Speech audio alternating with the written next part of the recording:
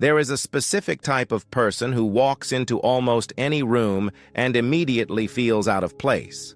Not awkward, not anxious, just misaligned. Like the environment is slightly off frequency. Conversations feel repetitive.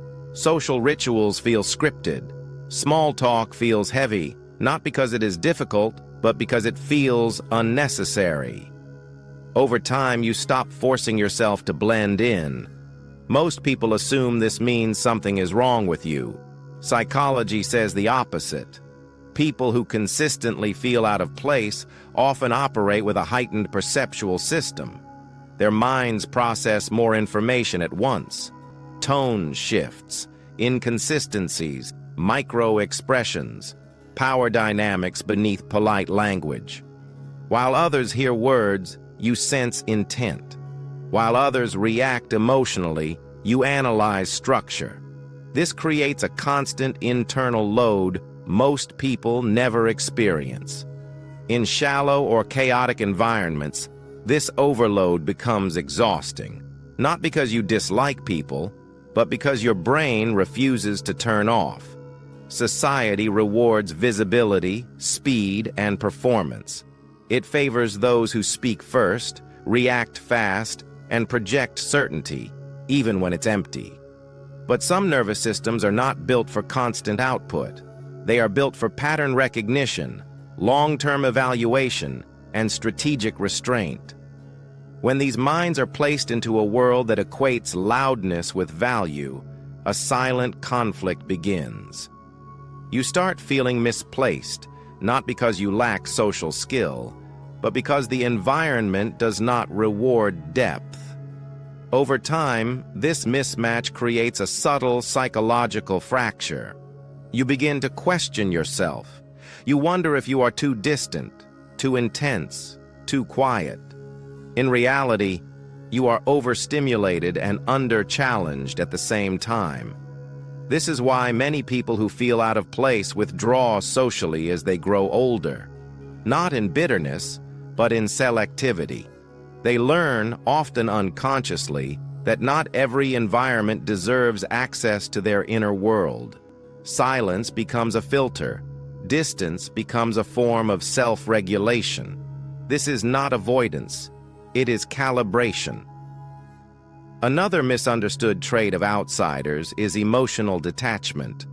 People often interpret this as coldness. Psychology frames it differently. Emotional detachment in high-perceptive individuals is often a defense against emotional contamination. When you sense others' instability, insecurity, or hidden agendas too clearly, your system learns to create space.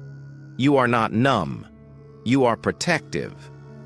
This is also why outsiders often feel older than their age. They see through illusions early.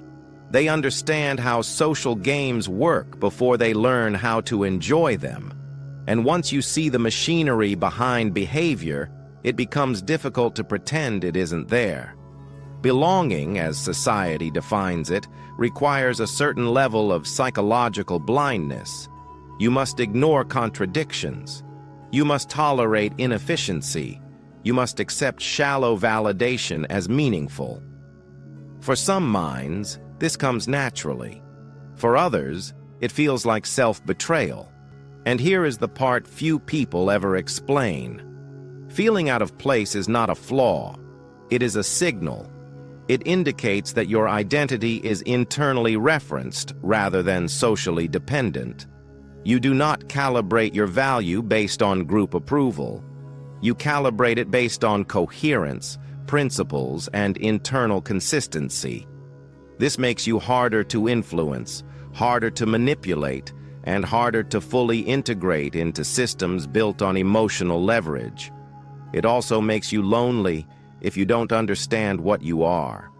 Many outsiders make the mistake of trying to force belonging. They over-adapt. They dull their perception. They perform personalities that are not theirs.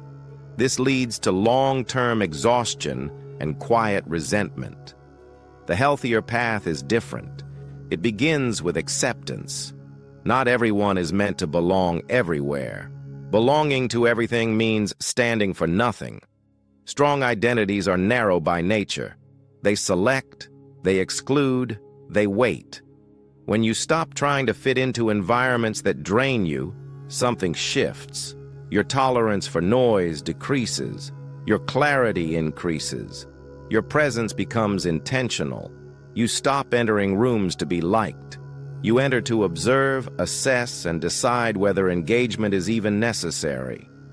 Outsiders often underestimate their leverage. Because they don't need constant validation, they can walk away without losing themselves.